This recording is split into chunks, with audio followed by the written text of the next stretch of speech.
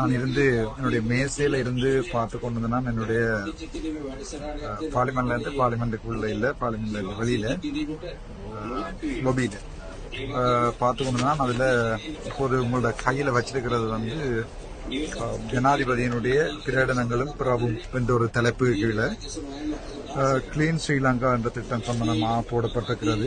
அதுல தெளிவாக சொல்லியிருக்கிறார்கள் 2024 ஆண்டு 12ஆம் மாதம் 19ஆம் தேதியிடப்பட்ட ஜனாதிபதியின் பிரகடனங்கள்ல கிளீன் ஸ்ரீலங்காவுக்கு கொமிட்டி ஒன்றை ஃபார்ம் பண்ணியிருக்கிறார்கள். கொமிட்டி என்று சொன்னால் குழு ஒன்றை ஃபார்ம் பண்ணியிருக்கிறார்கள். அந்த குழுவிலே கவலைக்குரிய விடயம் என்னவென்றால் ஒரு தமிழன் கூட இல்லை. அந்த தமிழர்களுடைய அந்த உறுப்பினர்களுடைய பெயரை வாசிக்கிறேன் பாருங்கள்.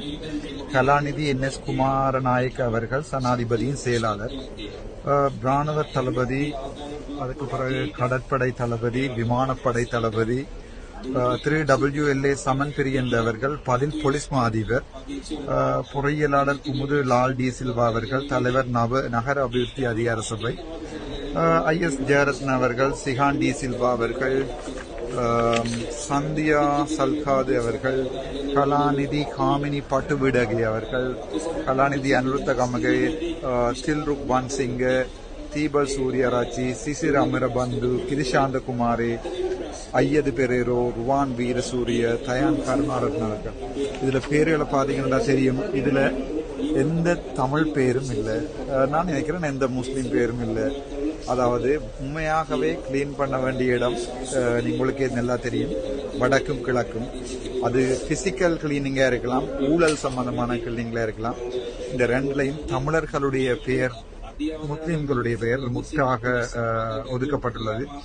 இதில் என்ன கவலைக்குரிய விடயம் என்றால், நான் தெளிவாக சொல்லியிருக்கிறேன், NPP அரசாங்கம் செய்கின்ற சகல நல்ல விடயங்களையும் நான் சப்போர்ட் பண்ணுவேன் என்று சொல்லியிருக்கிறேன். ஆனால் இங்கே பாத்தீங்கன்னா தெரியும், தமிழர்கள் முற்றுமுழுதாக புறக்கணிக்கப்பட்டிருக்கிறார்கள்.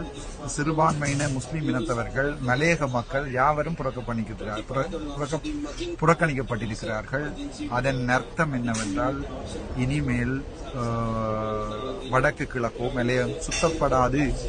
ஒரு சில மந்திரிமார்களை உங்களுக்கு தெரியும், அவர்கள் வளமையாக அந்த கல்லு பிடிப்பார்கள், கல்லூரியை திறந்து பிடிப்பார்கள். அதுக்கொண்டு 1-2 அறிவாளிகள், அதுல ஒரு அறிவாளி கிட்டல பார்த்தேன், ஏதோ ஒரு பேர் உண்டு. நான் அதை கணக்கெடுக்கையில என்னுடைய அண்ணா பிரான்சிலே இயக்கத்துக்கு காசு சேர்க்கிறார் என்று அந்த 5 பேர் காரில் போனவர்கள் ஒரு ஆளுன்னு சொன்னார்கள். உண்மை தெரியாது. யாழ்ப்பாணத்திலிருந்து 4 MP-மாரை நாங்கள் அனுப்பியிருக்கிறோம். 3+1, 2+1+1. உங்களுக்கு தெரியும், 2 எங்களுடைய தெரிவு செய்யப்பட்ட பாராளுமன்ற உறுப்பினர்கள், அது தவிர 1 போனஸ், அது தவிர தேசிய பட்டியல் உண்டு. அதுல எங்களுக்கு அமைச்சரும் இருக்கிறார். கிளீன் ஸ்ரீலங்கா திட்டத்தில் தமிழர்கள் இல்லை, முஸ்லிம்கள் இல்லை. பாதை சறுக்குகிறதா என சந்தேகம். இந்த கேள்வியை நான் எங்களுடைய கல்லுப்பிடிக்கும் பாராளுமன்ற உறுப்பினர்களிடம் விடுகிறேன். சோ உங்களுக்கு எந்த பதவியும் தர முடியாது என்றால், அல்லது எங்களுடைய யாழ்ப்பாணத்தில் ஒரு தமிழ், கிழக்கில் இருந்து ஒரு தமிழ், கிழக்கில் இருந்து ஒரு முஸ்லீம், மன்னாரில் இருந்து ஒரு முஸ்லீம், வவுனியாவில் இருந்து ஒரு முஸ்லீம் ஏன் தெரிவு செய்யப்படவில்லை? எங்கோ ஆட்டம் காணுகிறதா என்ற ஒரு சின்ன சந்தேகத்துடன் இந்த வீடியோவை உங்களுக்கு போடுகிறேன். நீங்கள் தான் அதற்குரிய பதிலை சொல்லணும். நன்றி, வணக்கம். டாக்டர் ராமநாதன் அர்ச்சனா, பாராளுமன்றத்தில்.